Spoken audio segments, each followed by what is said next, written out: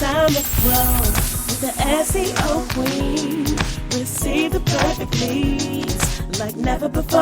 No traffic is gonna explode. It's time to grow.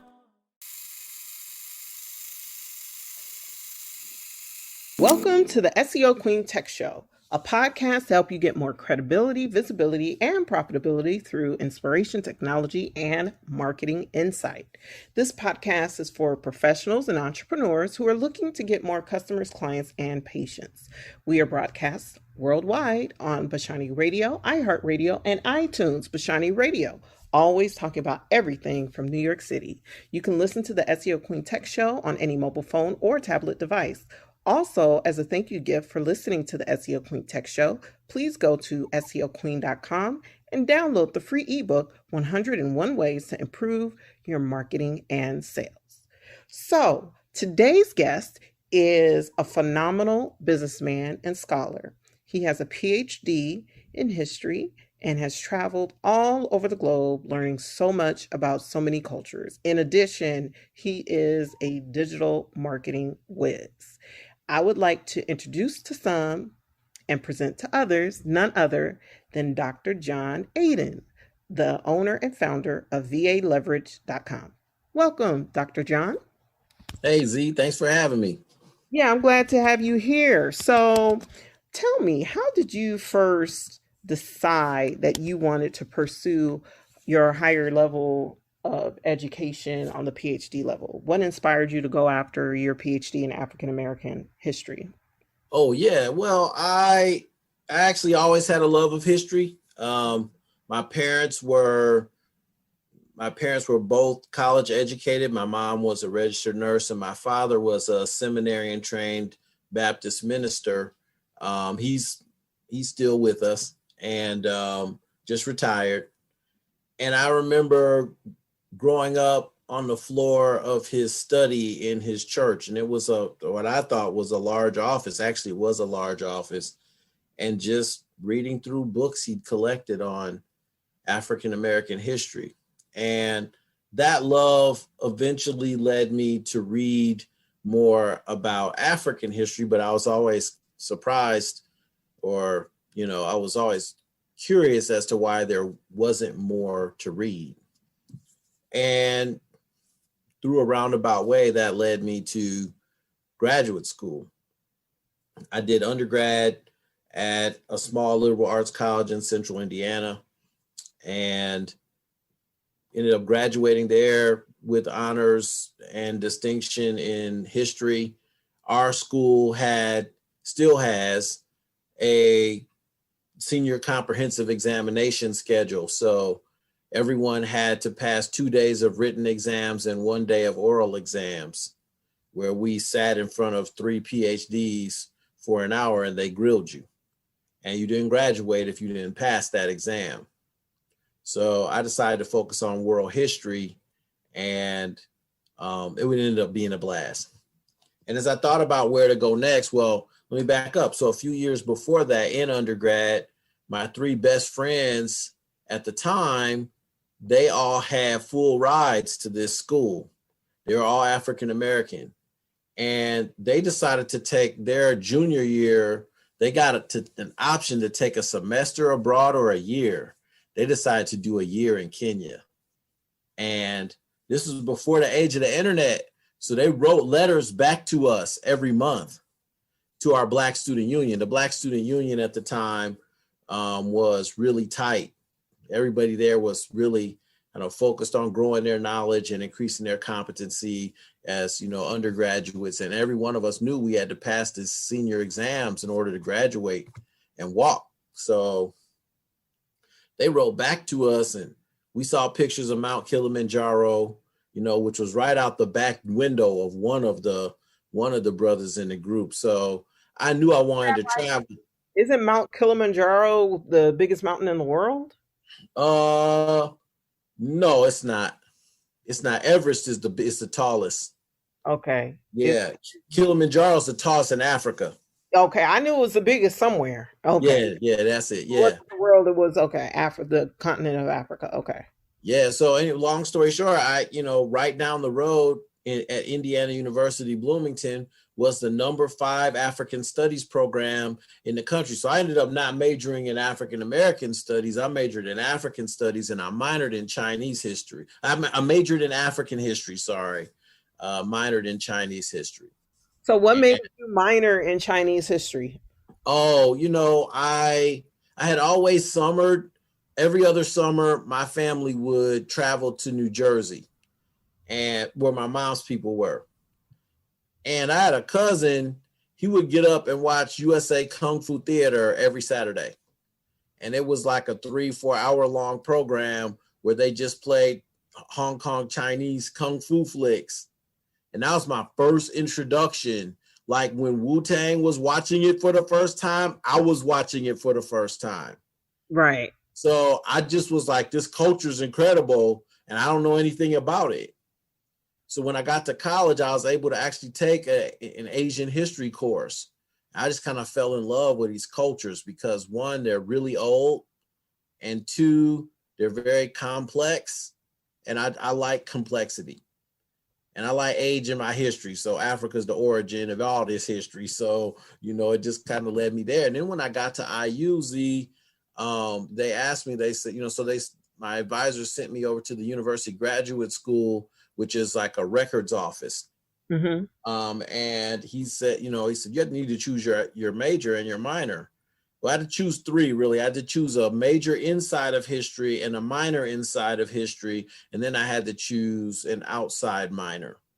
Okay. And so when they asked me, they were like, they said, what do you want to major in? I said, Africa, history with a focus on Africa. And they're like, great.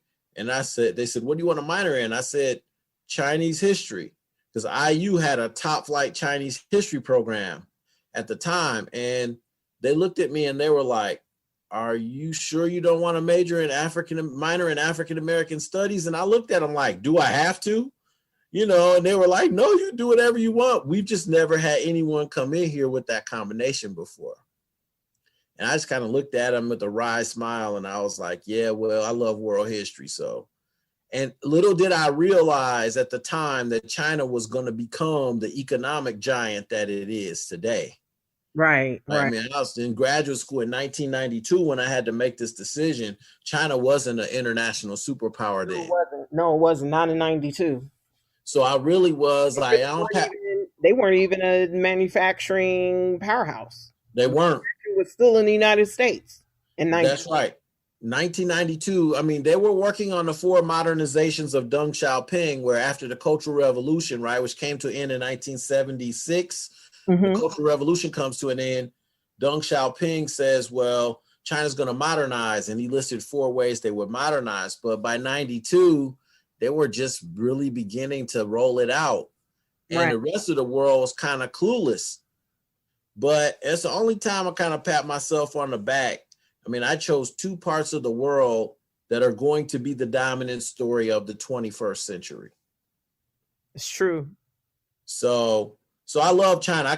We do podcasts on China all day. I could talk virus. I've been tracking the virus since, my first day I read a story about the virus was on January 6th of 2019. Like, let me take that back, of 2020. Okay. January 6th of 2020. I read my first story because once I was there for a month in 2008. And when I came back, what'd you say? You were in China for a month in 2008? Yep. What was that like? I mean, it was awesome. I had some ethnographic experiences too. Like many Chinese people had never seen a Black person or a person of African descent. So people will want to come up to me, touch my skin, touch my hair. And it's one thing when you're in a country where there's 300 million people.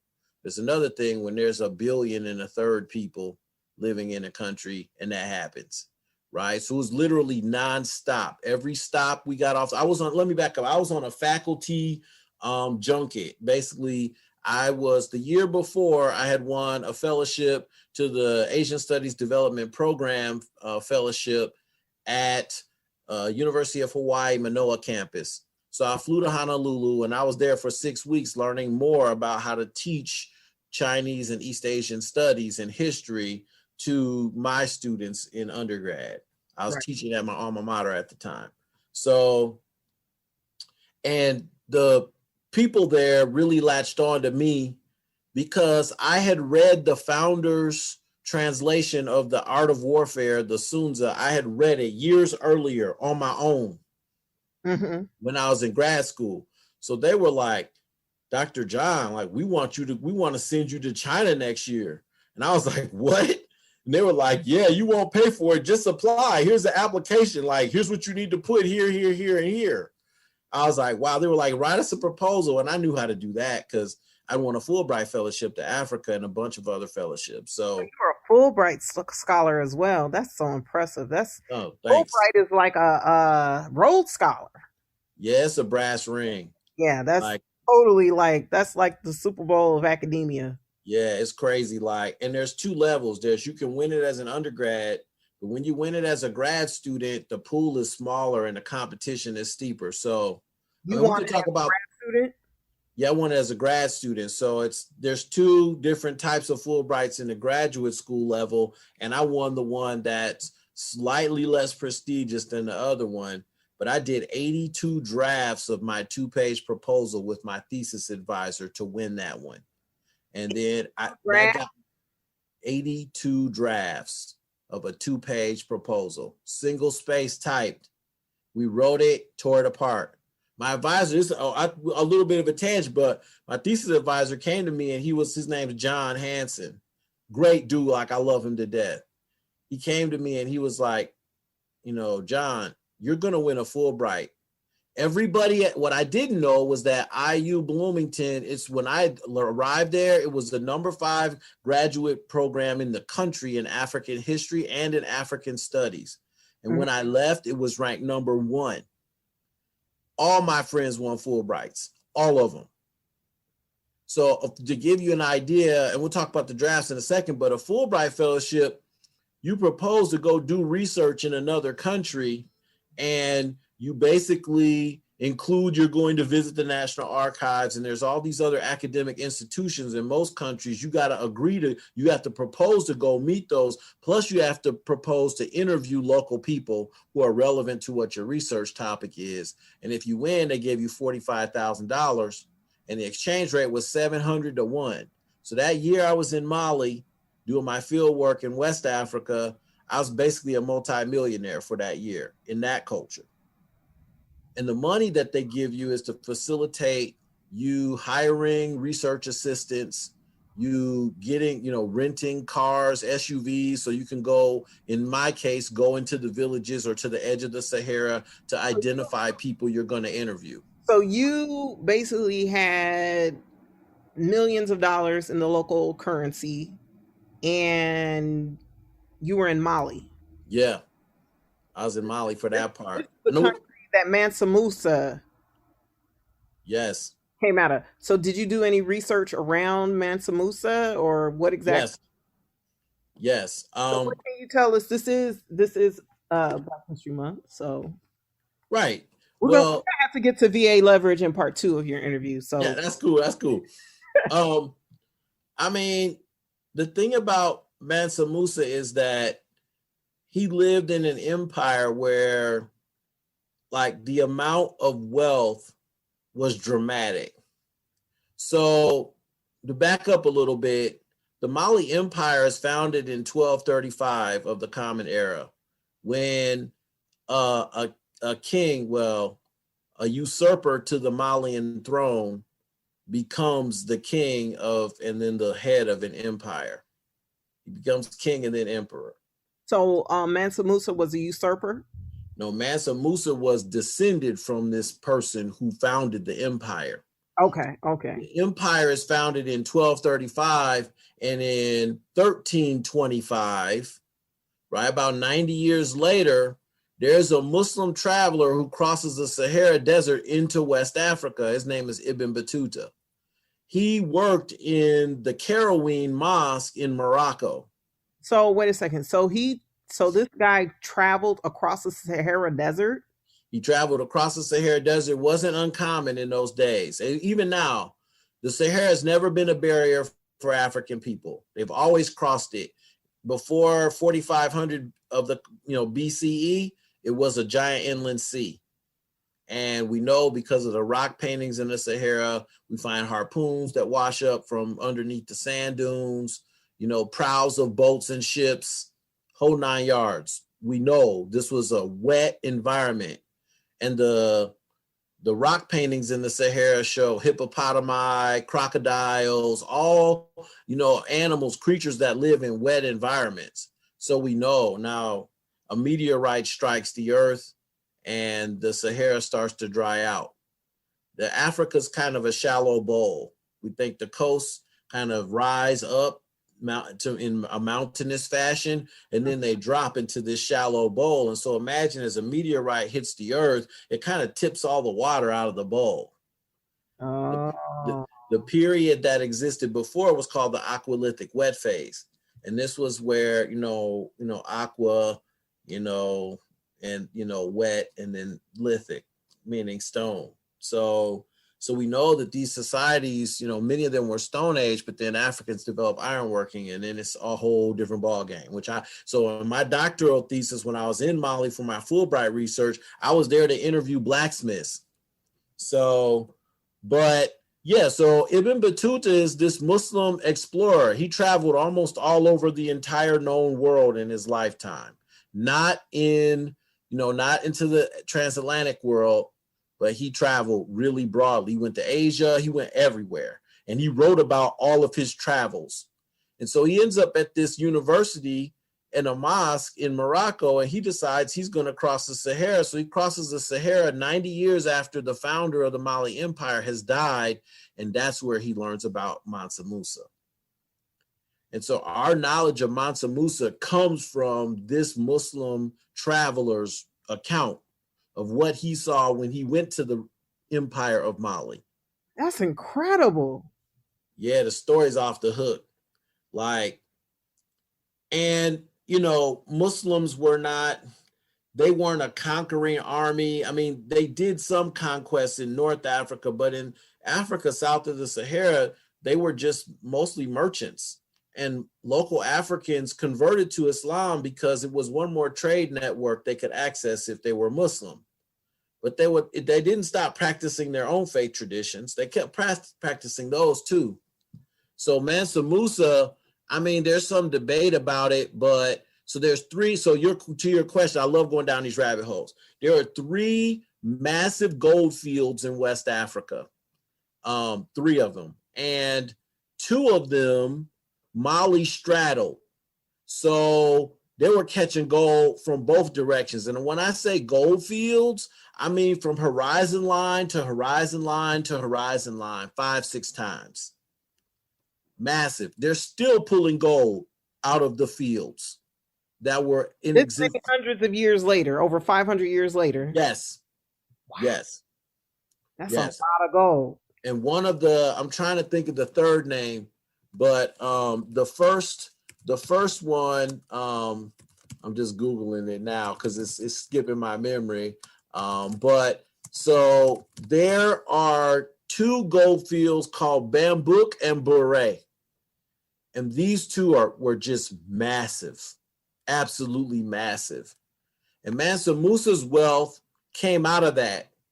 So, right now, by comparison, you have people, hopefully, maybe if you got a post, you've seen someone post on the internet somewhere, Jeff Bezos is worth $200 billion. He's the founder of Amazon. Mansa Musa was worth $400 billion in inflation adjusted dollars.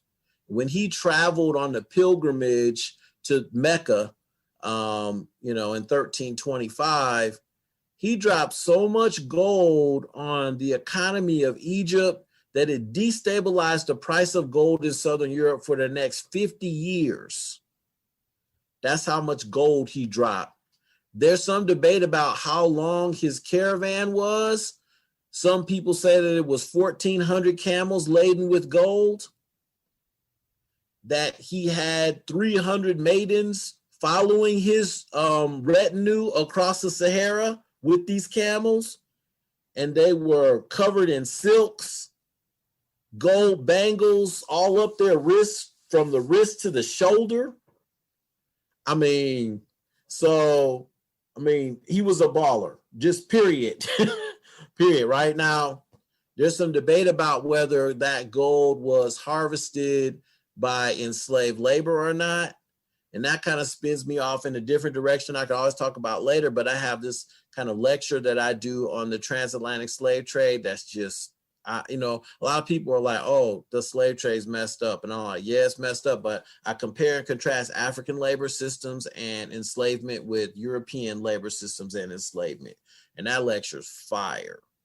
It's stuff in there nobody talks about. It's some of the most fascinating stuff I've ever heard. So give me a taste. And then all right, so go back to Manson. Okay, yeah, and we can talk as long as you want. So one of the tastes is that there's two types of labor systems in African societies before European contact. One is a patron-client relationship. Actually, and then there is enslavement. And within the context of enslavement, African peoples before European contact, if they were enslaved, right, first let me say there's 4 ways you could be enslaved.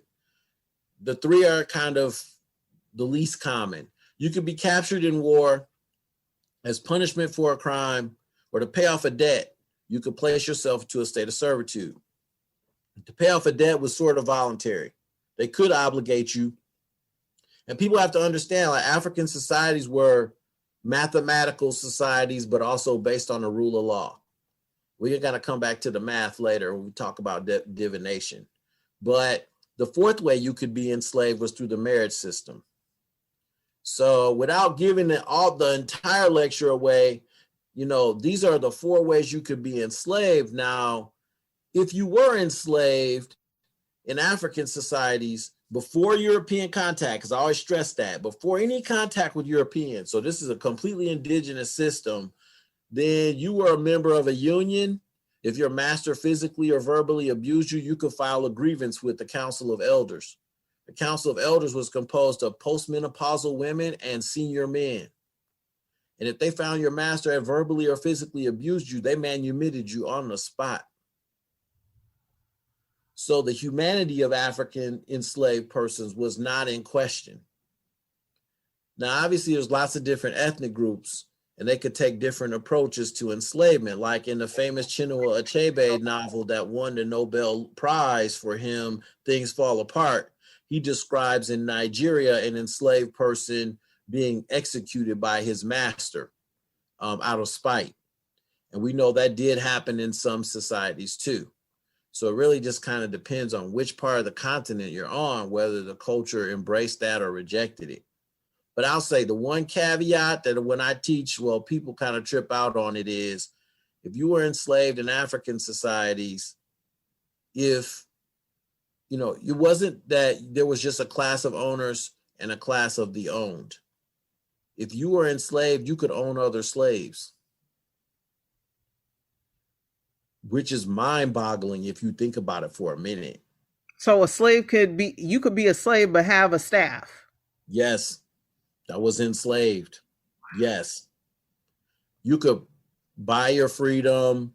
You could outsource them to do your work, but you were still, and in African societies, there's a high degree of upward social mobility. So we have lots of evidence, examples, hardcore examples of Africans who were enslaved who rise to become kings and queens of major states. We see that in the history. So that's incredible. Upward, man. Okay. Yeah, it's deep. I mean, the founder of one of the empires. So my field work looked at the Segu Empire, which is an empire located in the borders of present day Mali. It's one of the many empires. It wasn't the Mali Empire. It was a different kingdom. And that kingdom, the founder of that kingdom was a guy named Biton Coulibaly, and he started out as a slave.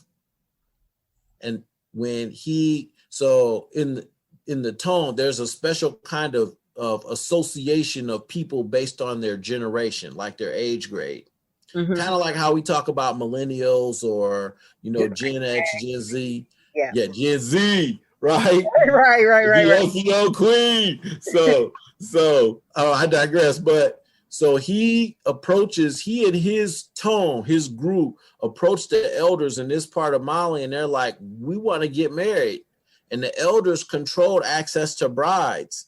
So the elders were like, nah, you can't get married. You got to work for us some more. Biton armed his tone and overthrew the elders and set up his own kingdom. And in Mali today, when a child is acting out, the parents will not admonish that child. They'll say, you have become Biton.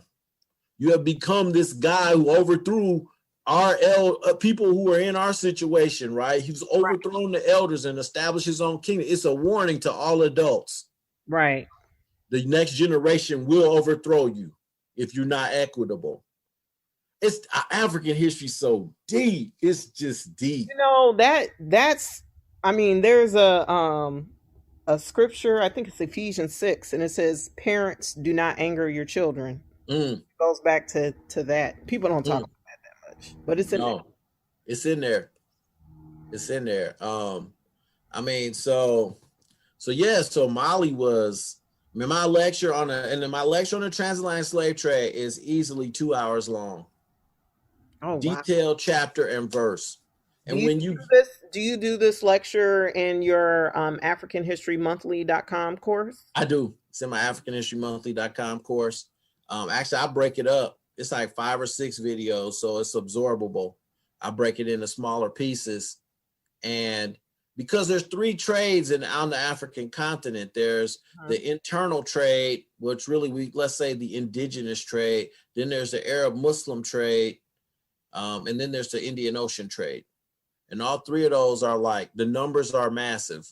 You're talking, so 15.5 million Africans were transshipped into the Atlantic world system, to this hemisphere, right? Of that 15.5 million, 36.1% went to Brazil.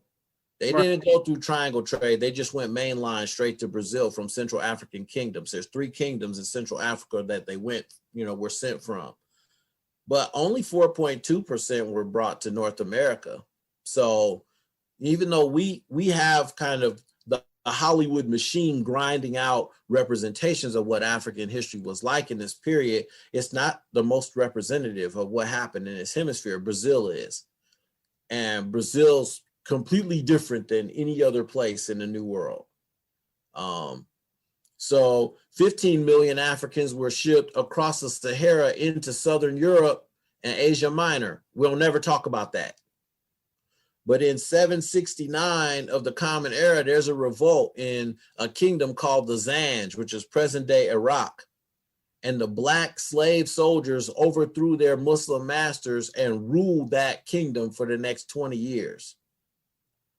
We won't talk about that. And the Indian Ocean probably had 8 to 10 million Africans that went into the Indian Ocean, best we can tell. And they're all over the system. We find there's paintings I've seen in Chinese museums in Shanghai. See, this is why I was sent there, right? Because I didn't go there in my own strength.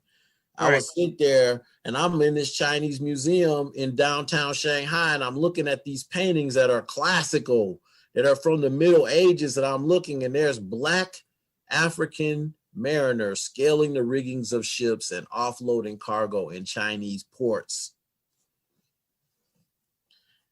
Just deep. They're a long way from home. So my first exposure to the global reach of melanin was the Hidden Colors documentary series. I haven't studied African history like you. I don't have a PhD, never even took a class in African history. But my thing is like, why do you think it's so, like, why don't people talk about the fact that Black people are literally everywhere? Everywhere. You know, that's an interesting question.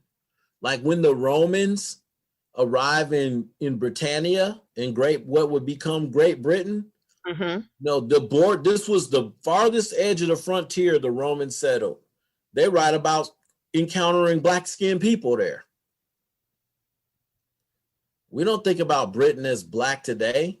but the Romans didn't lie about it. Dr. Henry Louis Gates Jr., who has this PBS documentary series, Great Civilizations of Africa. It came out about 4 years ago, maybe 5 now. It's a masterpiece.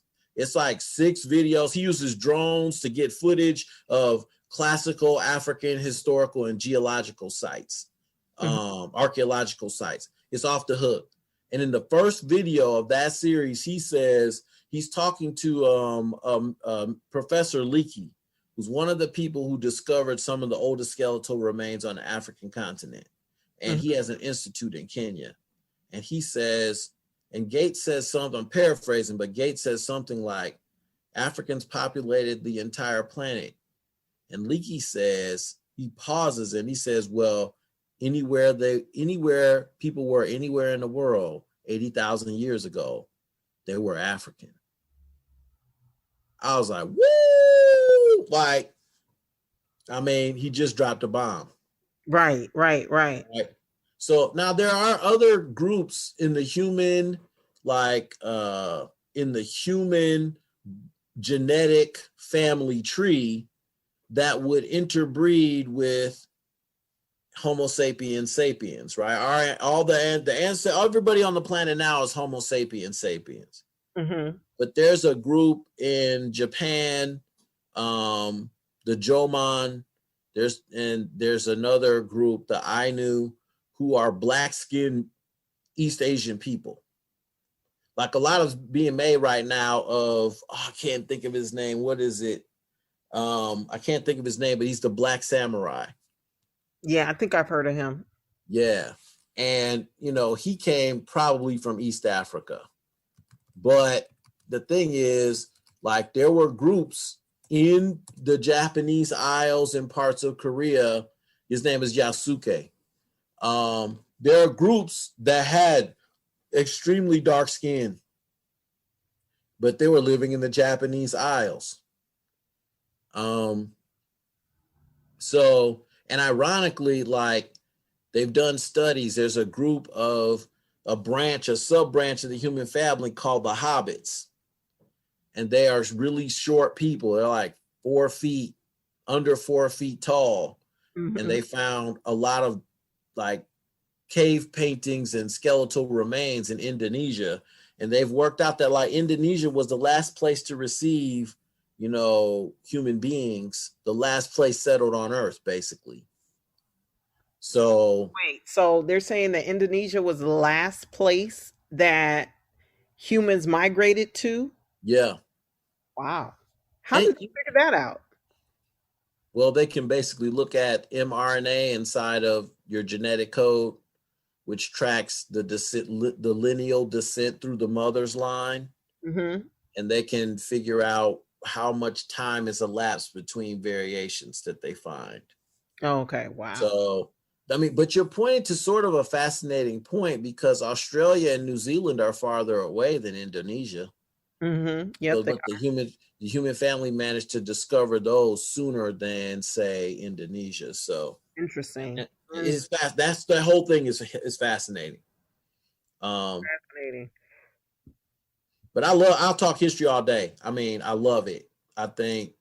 So I had started out wanting to talk about VA leverage. So let's talk about AfricanHistoryMonthly.com. All right, cool. So what else will people learn when they check out AfricanHistoryMonthly.com? It is hands down, for me, I think it's an audacious experiment on my part, which is to try to have almost literally as much of the entire history of the continent in a single course as possible.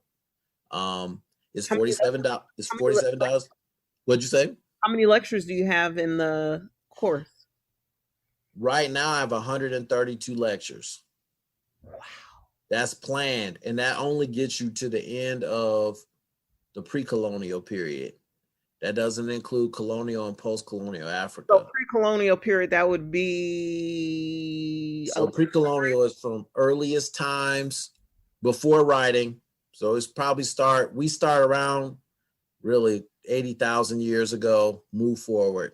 Mm-hmm. We give some cursory look at, the skeletal remains that are 2 million years old. We look at some of those.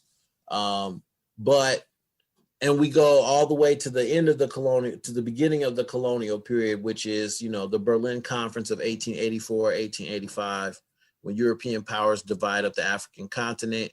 The reason why the lines on the continent are so straight on the map is because they were drawn with rulers, literally like rulers and rulers, right? So, but yeah, so pre-colonial African history is profound. So what do you get in the course? In the course, we talk immediately about geography, because if you don't understand the geography of the African continent, it'll be difficult to appreciate why certain historical developments unfold. So we talk about that. We talk about the 5 major language families on the African continent and the subfamilies. Those are important. The language I learned is Bamana, which is the parent language within the Mande language family. And the Mande language family is a subfamily within one of these major 5 families. So there's 5 families of huge languages. Millions and millions and millions of people speak them. And so we go from geography to language, because you don't understand that, you're going to struggle to appreciate kind of the rich diversity of the African continent. The average person on the African continent before European contact probably spoke 4.5 languages. The average person spoke 4.5 languages? Yes, ma'am. 4.5. That's incredible. Why do you think people don't speak as many languages these days? Well, I mean, we don't. Largely, it's almost a nationalistic decision. In our country, we've made a decision that English is the primary language. There's a sizable group of people who speak Spanish, but there's not a lot of people who cross over and go learn Spanish. If you weren't born in the southeastern United States, southwestern United States, or the West Coast, you may not even you're encountering it more now because of immigration and demographic change. But in African societies, because of upward social mobility is so high, if you could mimic the cultural practices of another ethnic group, you could become that group. You could participate in that group. You could strike marriage alliances, political alliances, financial alliances within that group.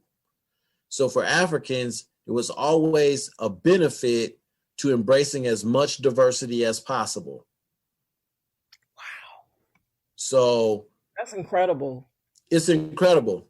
I don't want to digress. I want to keep talking, because I'll talk about the history all day, but I'll just drop this one nugget. So in the transatlantic slave trade period, when Africans are raiding into the interiors behind the coast of their own societies, and they're kidnapping people and bringing them into the Atlantic system, the people in the interior would wear a Muslim amulet around their neck that had a verse from the Quran in it and a piece of their umbilical cord from the moment of their birth. And because if Muslim slave raiders caught you, you could show that amulet and break it open and say, this is a verse from the Quran, I'm a Muslim, and Muslims are not allowed to enslave other Muslims. But Africans would also wear other amulets from their own faith traditions to prevent them from being enslaved too. So they're aggregating all the strategies at their disposal to not be enslaved. So wow. It's deep. It's deep. So yeah.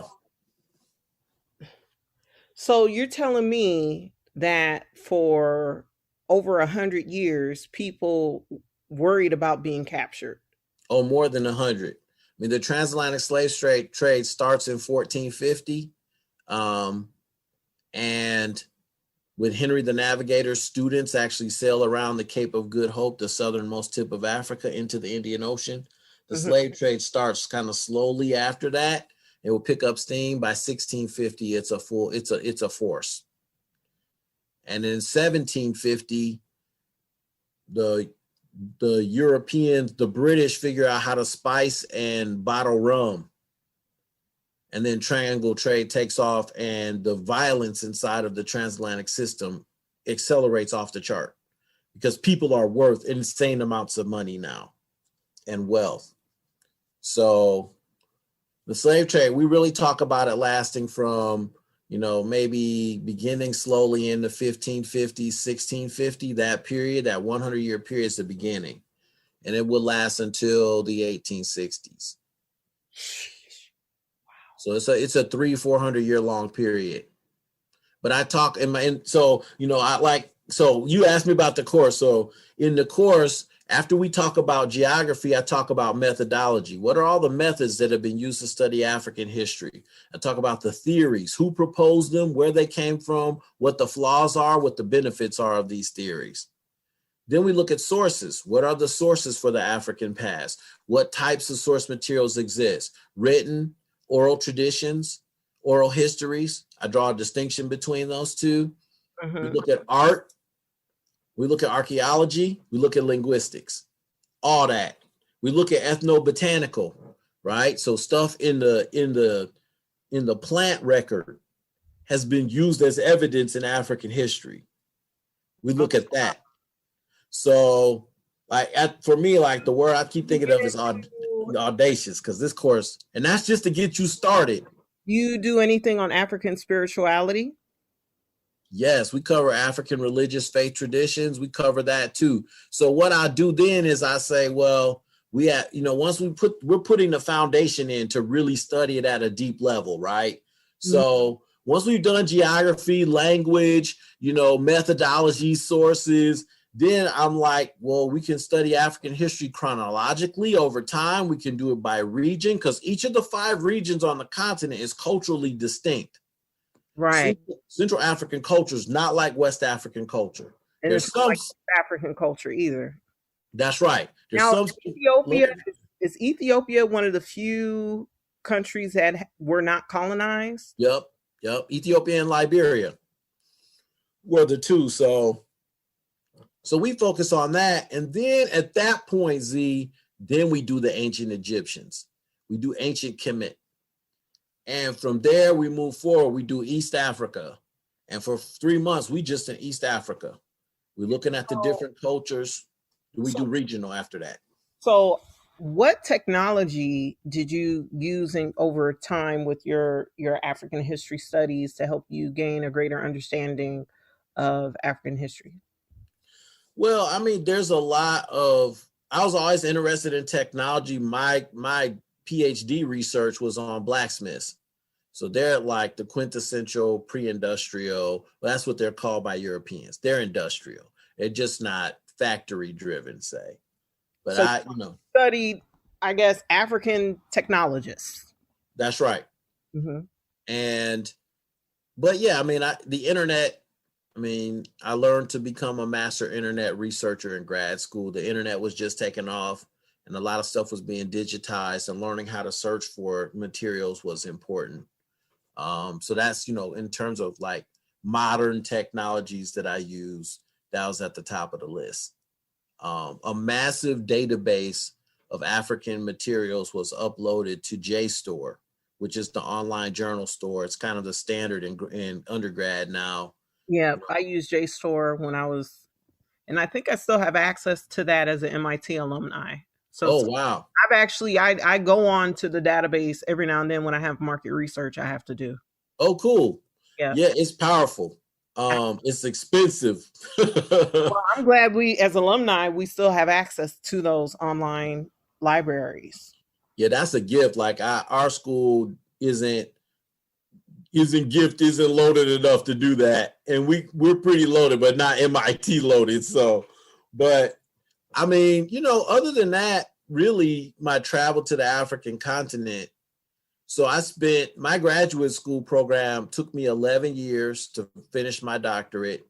Of those 11 years, I mean, I was on the continent 4 times for extended periods because I won fellowships to go there. I'm the first African-American to do a residency in the National Archives of Mali and the National Museum of Art. Wow. And I had to learn French to even go there. I had to learn French, and then I learned Bamana. I learned to write French and read it mostly. And, some people. In grad school? Yeah, I did that in grad school. How long did it take you to learn French? I mean, it was just a readings course. So it took me a year. And And a lot of people, when I tell them, they're like, oh, you got that white man's education. And I just kind of look at them and I'm like, yeah, but have you read Alexander Dumas in the original French? Because I have. You say what you want. I read The Count of Monte Cristo. I read The Three Musketeers. I read The Man in the Iron Mask, written by an African French dude who lived in the Middle Ages. I read his stuff in French. So, I have so many questions. Keep going. We can chat it later. Wow. I mean, I have heard that Alexander Dumas was Black. Yeah. So what was that like reading that in the French? I mean, chills. Just the hair on your neck stands up. So is it safe to say that some things were whitewashed in the translation? They do a pretty good job because he's a classic. Like me and you were chopping it up about Shakespeare a little while ago. Right. In French literature, he is the apex. He and Victor Hugo are the apex, who wrote The Hunchback of Notre Dame. Yeah. Yeah. So they're the apex. I mean, there are other French writers, but Alexander Dumas is like a national treasure in France. Period. I think his father was in the Navy of Tsar Nicholas II, if I remember correctly. Oh, wow. His father, a Black naval officer, was in Russia. So I have a question. Yeah. With all these fabulous Black people, why is it that white supremacy is so effective at whitewashing and downplaying these genius over time? What's your thoughts on that? Wow. I mean, Ta-Nehisi Coates talks about this. Basically, white supremacy arises to justify what Europeans and white Americans are doing to non-European, non-white peoples, right? Because it's the only time I really talk about it in this way, Z, but the Enlightenment as a construct, as a intellectual movement, it both gives us the enslavement of African and Amerindian peoples and women, and it gives the world the language to liberate them too. So it's a deep contradiction, right? Europeans, they realize when they arrive in the New World, this is a lot of work to survive here. I mean, look at the Roanoke colony. Right. So, like, when they get here, they're like, yo, we're not going to do all this work. That's a part of it. So the labor piece is a part of it. But the other part of it is the Enlightenment. Lazy. What'd you say? Lazy. Yes, I'm being more diplomatic. Yeah, you said it right. Lazy. Like, this is a lot of work. And when I mean a lot of work, I mean African people and their descendants work from before sunup to after sundown every day for 246 years in this country before slavery was abolished. And then they were conscripted into the slavery by another name system of convict leasing. Right. And kept grinding until now. So, you're asking me the really good question, because part of it is, as Europeans do that, they're like, wait a minute, we have these cherished ideals that all men are created equal. Well, the only way to get around that is to say this one class of beings must not be men. Then we can keep grinding like we've been grinding. I just don't understand how. I don't understand. I feel you. But you're not a sociologist. You're just a historian. That's true, but I did a little dip my toes in some sociology, anthropology waters too in grad school. You've been in grad school long enough, you will see it. I mean, what I will say is, because you're getting at the human nature aspect of it. And European cultures were deeply individualistic and incredibly hierarchical. So, and patriarchal. Right? That's what I mean by all that. These societies had a serious pecking order that nobody violated. If they felt strongly enough about it, they would go to war. And Europe's history before Columbus arrives in the New World is one long bloody war after another. And after Columbus arrives in the New World, it triggers more wars in continental Europe because everybody's fighting to get a piece of the prize in this hemisphere. Right? I had to read a book in undergrad called The Conquest of Paradise by Kirkpatrick Sale. I had to read it for my senior comps exams. And in it, he argues that Europeans had totally devastated the natural environment in Europe and they had to leave. It was like they had to go colonize someplace else because all the rivers and streams were polluted and dirty. And in European history, it's just a fact, like not me bagging on Europeans, but they did not bathe. When the Dutch arrive in Benin off the coast of West Africa in 1600, they see Africans swimming and they don't know what they're doing. Wait, what? When the Dutch arrive off the coast of Benin, the Kingdom of Benin in 1600, they see Africans swimming and they don't know what Africans are doing. They write in their diaries, these people are in the water. We don't understand. How can they float? In Europe, when you talk about like the Black Death and the quote unquote Black Death, right? And the bubonic plagues. Right. It's because they were just nasty and didn't clean themselves. You saying it. They did not bathe. In Europe, people would not typically bathe for 30 days or more. It was not a part of the culture. Was not a part of the culture at all.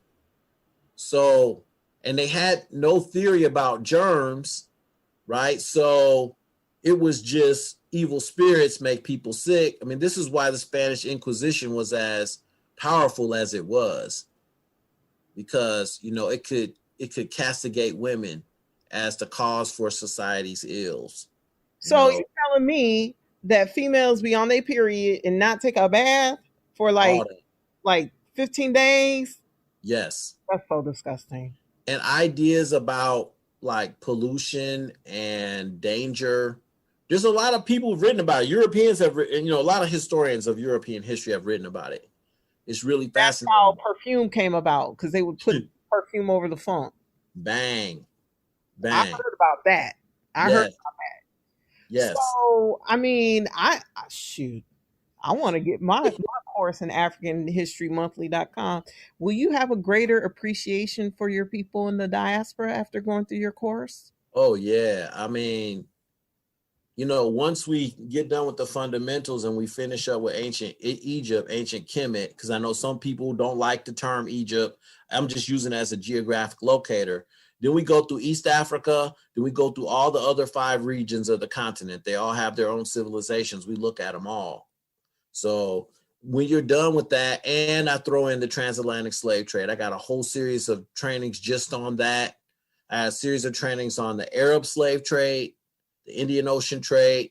By the time you're done, let me say this, because I want to get back to your question about white supremacy, but, I will say that you will have a really rich understanding of what it means to have been African. Like, it's not one thing. Just like how we say today, like some people refer to Africa like it's a country. No, like the level of complexity in African cultures is so off the charts, but it sort of makes sense because it's the origination of humanity on this planet. So when I say complexity, I'll tell you 2 stories. One, so I was in Mali, right? I was in a compound where I spent a lot of my time, and my language teacher was the chair of the linguistics department at the National University. So when I learned Bamana, I got a different understanding of Bamana at a very deep level than anybody else I know in the world as a Bamana speaker. I mean, I can speak Bamana for an hour and 45 minutes before local people realize I'm not a native speaker. Like, they're looking at me, they see I'm not a native speaker, but I'm not indigenous to that area, but they're like, how do you know all this stuff? So one day I'm looking at my instructor, professor, his name is Umaru, and I'm looking at him and he's talking, and I kind of was rude, and I just interrupted him, and I said, Umaru, oh my God, your eyes are blue. I had been looking at this man for years, and I had not noticed his eyes were blue. And then the thing that blew me away, Z, was what he said next. He said, yeah, everybody in my family going back 500 years has blue eyes. Wow. I was like, what color was his skin? Was it real dark, or darker than you? Blue, black, beautiful, flawless skin. I love him to death. And the thing is, like, so why is that? Because I shouldn't say my biologist would take issue with this, but the major genetic variations in the human genome come from Africa. They're all present there. So it kind of makes sense, right? Just a little bit about genetics. Right. Absolutely. I didn't fall asleep in genetics class. Yeah, you got dominant and recessive genes. So eventually the recessive ones express themselves, right? So green eyes, like, I get it. Somebody's rocking, blue contact lenses. When I was in the 80s, when hip hop was blowing up for the first time, I was like, oh, they're a sellout, right? But seeing that much genetic variation on the continent is like, yeah. So that story blew me. I mean, that experience blew me away. Told you all his family going back 500 years have blue eyes. Yeah. Like blue, like the background of your background. Blue. Cold ice blue eyes. Wow. And it's like, so realizing that, I mean, when you ask me, like, will you have a deeper appreciation? Yes, you will. And the other thing, it's the other narrative I tell in the course, we talk about it. In Southern Africa, there's a number of languages. They're called click languages. And they cross two of the major language families in Southern Africa. One is, the Khoi-San language family has the Khoi and the Khoi speakers and the San speakers were present in Southern Africa. They were mostly hunter-gatherer bands when the Bantu speakers descend on Southern Africa because the Sahara dries out. It's the largest migration of farmers in the history of the world. And these three languages encounter one another for the first time. Well, there's click languages in Southern Africa, and actually they're the languages that were modeled, that Black Panther was modeled on. Mm-hmm. And there are sounds that the hard palate in the roof of your mouth learns to make before the palate grows closed. At the age of 5, that hard palate closes, and you can't learn to make these sounds after that. Oh, wow. And there's a tongue twister I show inside the course. It's not mine. It's from a YouTube channel I teach, where there's a Xhosa speaker. The language is called Xhosa, but I can't make the sounds like Xhosa, right? And there's a guy speaking it, and sounds are coming from 3 parts of his mouth, inside the mouth, at the same time. And when people ask me what's going on here, Doc, what I tell them is, have you seen the film Contact with Jodie Foster? Yes, I think may have that on DVD. Okay, yeah. So there's a scene, a spoiler alert, but it's older films, great film. There's a scene in it when John Hurt's character has Jodie Foster on the private jet, and he shows her the primer, and he says, you have to think like a vegan, multiple intelligences operating in multiple dimensions simultaneously. Mm-hmm. That's what Xhosa is. So in African languages, the one I speak is tonal. For every syllable in every word, there are 5 possible tones. 5. 2 high tones, 2 low tones, and a neutral tone. Now add 7 different click sounds to that, and each one of those has 5 possible tones. So you got the click sound, that's tonal. Plus you have the other sound that's coming from the throat, that's tonal. And you have the lips making sounds on top of that. So they just took a 4-dimensional language and collapsed it into 2 dimensions.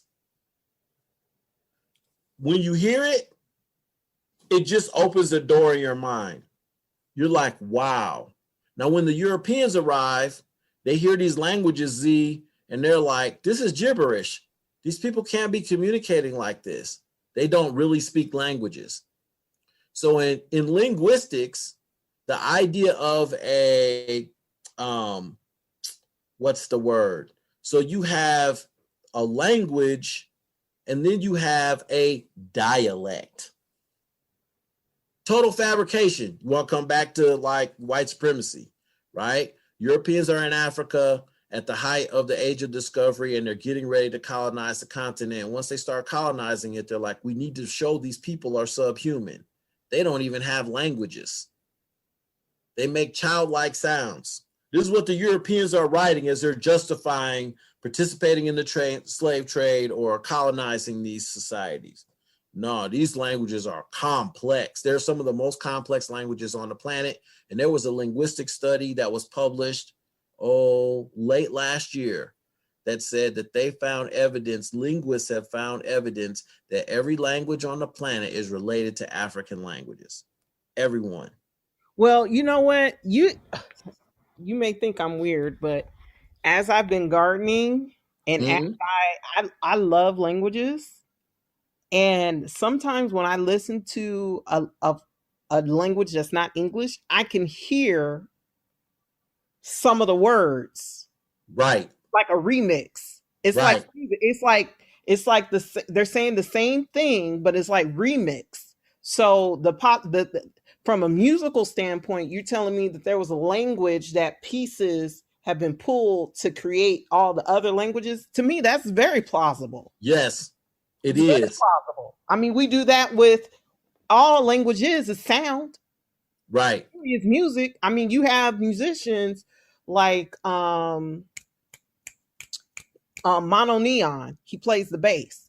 And what he does is he'll take a dialogue, he'll take a recording of people talking, and he'll hear the melody in it and set a whole music to it. Yeah. It goes. And so I mean, that's opened my whole ear to it. I mean, so when you're saying what you're saying, that makes so much sense. Yeah. And when Europeans colonize, I mean, when they enslave Africans, they eliminate the drum. Like, because they realized pretty quickly Africans could communicate through drum noises. I mean, we talk about this. I talk about ethnomusicology in the course. Like, literally, the course is comprehensive. I talk about ethnomusicology in the course. So we look at the talking drums from the soft underbelly of societies in West Africa. So Ghana, Benin, Togo, parts of Nigeria. There were drum stations in these kingdoms within earshot. And those drums mimic the tonal languages. Like, it's, a lot of African Americans talk about, well, when our ancestors were on the slave ships, they couldn't understand each other. Yes, they could. If the average person speaks 4.5 languages, somebody on those ships could understand somebody else. Right. And so when they get to the New World, Europeans they forbade the speaking of those languages. And they did it all over the world, not just with our ancestors. Like, I've been to New Zealand. Right. And in New Zealand, the Maori speakers were not allowed to speak their language, Toro, for 100 years on pain of death. If they spoke it in public, cat o' nine tails, 50 lashes, they would kill that person. Wow. So they went underground with it.